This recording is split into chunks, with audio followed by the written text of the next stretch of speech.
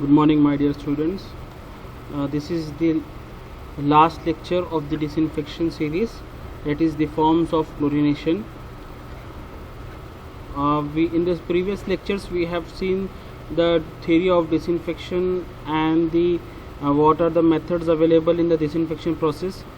In the in the lecture number 2 we have observed the theory of chlorination, how the chlorination achieve, what are the various factors which affects the process, and in the third lecture we are going to see the various forms of chlorinations. So one by one we will observe the forms of chlorination. You can see there are 7 types, or there are 7 forms of chlorination. That is, first is plain chlorination, pre-chlorination, post chlorination, double or multiple chlorination, breakpoint chlorination, super chlorination, and dechlorination. One by one we will see all the methods of or forms of chlorination in this presentation. So first is plain chlorination. Now in the plain chlorination we have to apply, that is the application of chlorination to the raw water before it enters into the distribution system. Means first, after this is the simple chlorination, or the word itself says that it's a plain chlorination, that the application of the chlorine to the raw water before it enters into the distribution system. Sometimes when the reservoirs to check the growth of weeds or organic matter, algae, etc. It can be practiced for water with turbidities to having range 20 to 30 NTU, and the Rhodes range having 0.5 to 1 ppm. Means first of all you have to understand that this is the simple method of application of chlorine, and generally it is applied after the treatment of the water, and just it is applied to the raw water before it enters into the distribution system. Okay. Sometimes when added to the reservoirs to check the growth of weeds or the organic matter, if it is present in the reservoir water, it can be practiced for water with having turbidities 20 to 30 NTU, that is up to the limit of the 20 to 30 NTU. The dose range of generally is 0.5 to 1 ppm. Now second method or second application methods of the chlorination is pre-chlorination. Chlorine is applied before treatment, especially before the filtration process, sometimes added before the sedimentations. Generally the word itself says that the pre-chlorination, that is chlorination is applied before the preliminary treatment, or the pre that therefore it is known as the pre-chlorination. Sometimes that it is added into the water, raw water, just when the water enters into the water treatment plant for the filtration process, and so that it reduces. So what are the or before the sedimentation process, and what are the advantages? Because it reduces the bacterial load on filtration, and it reduces the coagulant required for the process of sedimentation and for the coagulation process. Also it controls the growth of algae in the water treatment components, and also it eliminates the bad taste and odor. So this is the important method of application of chlorination, that is the pre-chlorination, and it is widely applied in the treatment plant. That because it has many advantages, because it reduces the bacterial load on the filtration, it reduces the coagulant required, it controls the growth of algae, and it eliminates the taste and odor from the raw water. Also, what is post chlorination? That is the addition of chlorine after the treatment, that is after the filtration process, and added before water enters into the distribution system. Now one question here arises, then what is the similarity or what is the difference between the plain chlorination and post chlorination? You have to understand that the plain chlorination is the chlorination applied to the raw water before it enters into the distribution. That water is not gone through the any kind of treatment, and it is generally released for the distribution system, and hence only the disinfection is applied, and hence that application of chlorine is known as the plain chlorination. But in the post chlorination, the addition of chlorine after all the treatment given in the water treatment process, that is the aeration, sedimentation, coagulation, and after the filtration, that disinfection stage, the chlorination is applied before the water leaves for the distribution system. That application of disinfection and or we can say that application of chlorine after the filtration process is known as the post chlorination process. Okay, moving ahead, double chlorination. Application of chlorine at 2 or more points in purification process, usually before the sedimentation tank and after filtration tank. This is done if the water is more contaminated. If both the methods or both the applications takes place, that is the pre-chlorination and the post chlorination takes place, then the word we will use that the application of chlorine takes place is double chlorination. Okay, so this is that is the pre-chlorination, means that the chlorine is applied before the sedimentation tanks or before the entry of the raw water into the treatment plant, and secondary that is the after the addition of the chlorine before it leaves for the distribution system. So this multiple dose or the double chlorination takes place is known as the double chlorination. That is the application of double chlorination. Now this is the most important method of chlorination, that is the breakpoint chlorination. You have to understand that there are many stages involved in the breakpoint chlorination, and how the chlorine behaves after the addition of water in the chlorination process, and why it is known as breakpoint chlorination. So you have to first understand that when chlorine is added into the raw water, it reacts first with the reducing compounds. It reacts first with the reducing compounds such as ferrous, magnesium, nitrogen oxide, and the chlorine will be reduced to the non-effective chloride ion, that is Cl negative, that is shown in the following figure. Now which following figure? This is the figure. This is the figure. On the x-axis, that is this axis, we are continuously adding the dose, that is the chlorine dose in mg per liter, and on the y-axis it is the chlorine residual. Now we are adding the dose, that is from 0 to 1 ppm, and we have observed that at this section that the destruction of chlorine residual by reducing the compounds. Now which compound? That is we have just seen, that is when the chlorine is added, it first reacts with the reducing compound, that is the ferrous, magnesium, and other components which are present, and the chlorine will be reduced to the non-effective chloride ion. So this is the point shown in the from the 0 to point A on the figure. So this is the first stage, that is it reduces the compounds if some other metals are present in the water. So this is the first phase when the chlorine is added.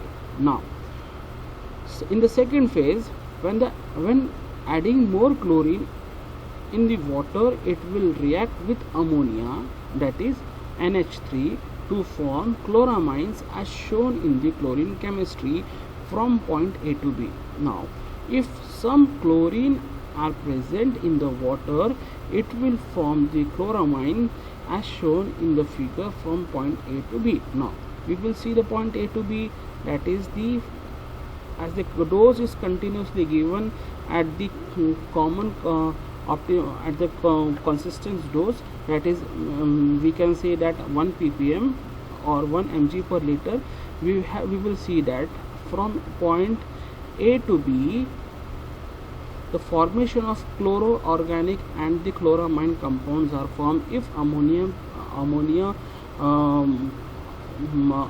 is present, and it will form the chloramines, and in the chlorine chemistry from A to B.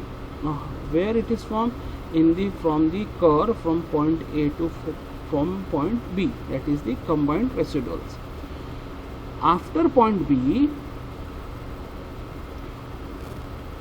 when adding more chlorine, now if we are continuously adding the dose, and we are observing that how the chlorine behaves in the water. Now we are continuously adding, and when adding more chlorine, some chloramines are oxidized to nitrogen gas. Now in the previous lecture we have seen that the chloramines reduces to monochloramines, dichloramines, trichloramines, and lastly we will get the nitrogen chloride gas.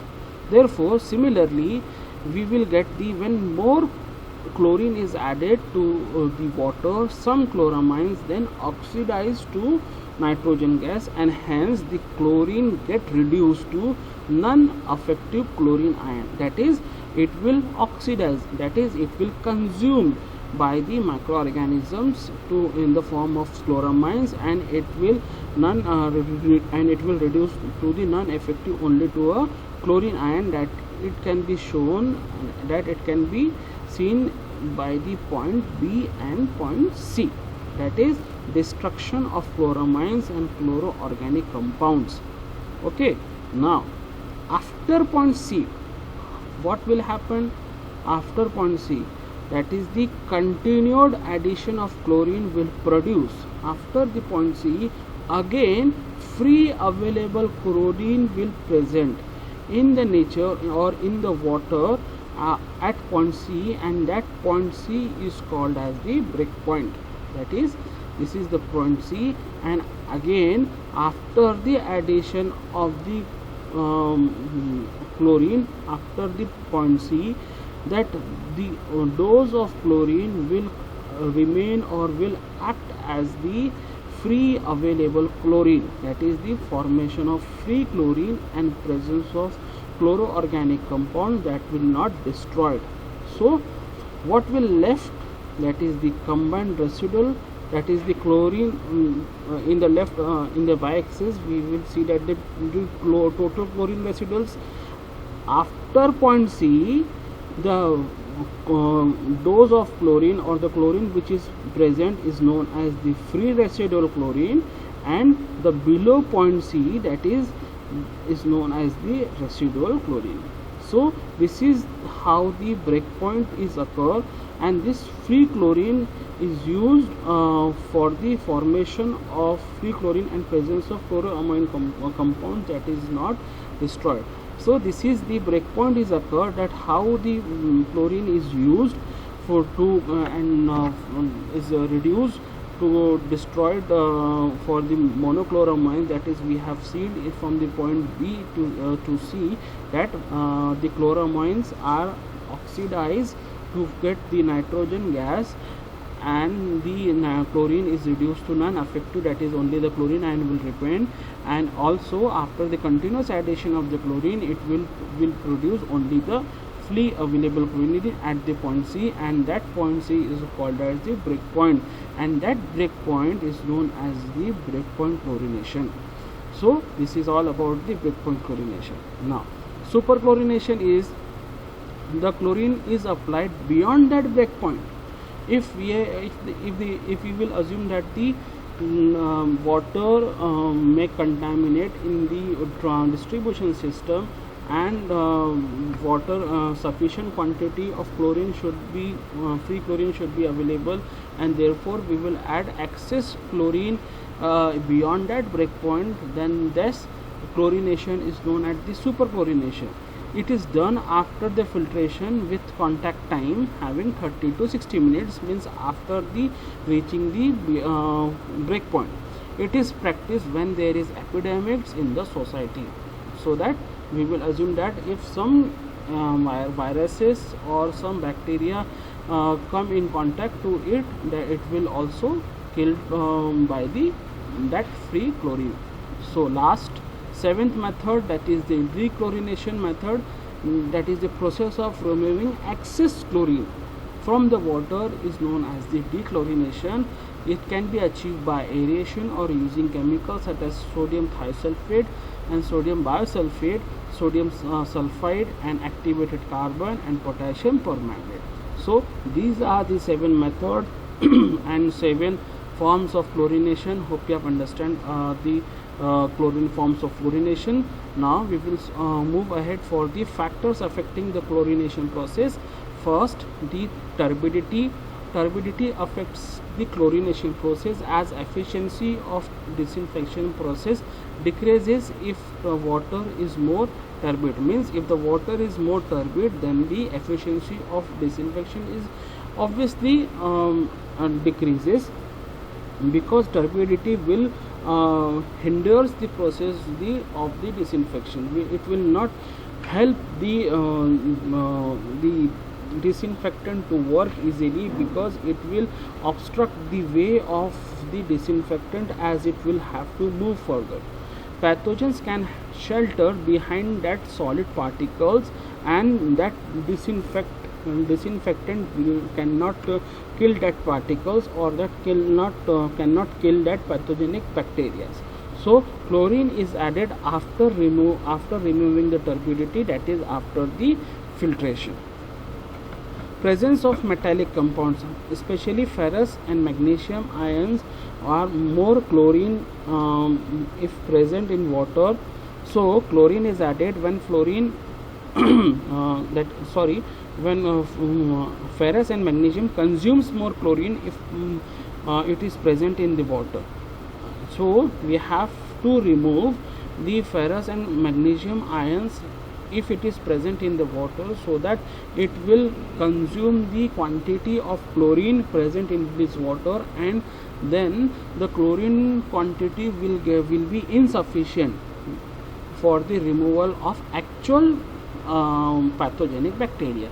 Hence it is the primary responsibility of the public health engineer to identify the ferrous and magnesium presence in the water, and have to remove that water before the application of the chlorine in the water also. Now ammonia compounds. Ammonia forms combined chlorine compounds which are not so powerful disinfectant as compared to free available chlorine. Therefore more chlorine is added, so that after formation of chloramines, excess free chlorine is available for speedy disinfection. We have seen the chloramines can be oxidized, but we have to add the excess quantity of chlorine if the ammonia, if we observe that if there are chances of the ammonia present in the water. Therefore we have to add additional quantity of the chlorine present in the water. Also pH of water. Increasing pH reduces the effectiveness of chlorine. This is a very important statement, that the more the value of pH, less the effectiveness of the chlorine. Okay, so that is up to 6.7, 95% of total chlorine. That is how the amount of HOCl can be used. That is the hypochlorous acid. That is up to 6.7, up to pH of 6.7, 95% of total free chlorine. At 7 of pH, 80% of total free chlorine can be used. At 8 pH, 30% of free chlorine is remain, and at 9, 5% of chlorine is remain. So this pH also plays a very important or vital role in the disinfection process. Also the temperature of water. Reduction in the temperature decreases killing power of both free and combined available chlorine. So also I'm once again repeating that the temperature of water, that the reduction in temperature decreases killing power of both free and combined available chlorine. If the temperature is decreases, or in the cold areas, if the or in the areas where the temperature of the water is reduces, the killing power of free and combined available chlorine is decreases. We have to understand, this is the very important statement. As the temperature increases, that the effective power of the chlorine is increases. Contact time means how much time should be given to a chlorine to the raw water so that it will kill the pathogenic bacteria. That is, the percentage kill of pathogens depends upon the contact of chlorine and microorganisms. Time of exposure or time of contact is needed. Usually for free chlorine 10 minutes time is required as compared to 60 minutes of combined chlorine. So if it is using only free chlorine, 10-minute time is required. So it is important statement again, that and as compared for the combined chlorine, if it is combined with any metals or any compound, then it is required 60 minutes for the time of compound. So what are the nature and concentration of bacteria and viruses? Bacteria spores are more resistant, poliovirus is most resistant. So we have to understand that by observing the biological properties of the raw water, that this type of bacteria are generally available or which is present in the water, which is we have provided. So first of all, we have to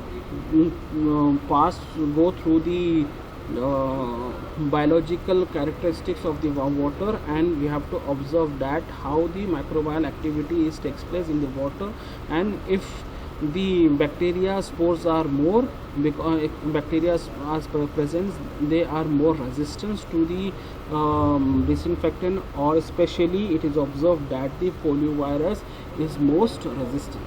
So these are the 7 factors which affect the process of the chlorination, that is the nature and concentration, time of contact, temperature of water, pH of water, ammonium compound, presence of metallic compounds, and turbidity. So these are the factors affecting the chlorinations. Hope you have understood the series of disinfection, and especially this lecture, that is the forms of chlorinations and the factors affecting the chlorinations.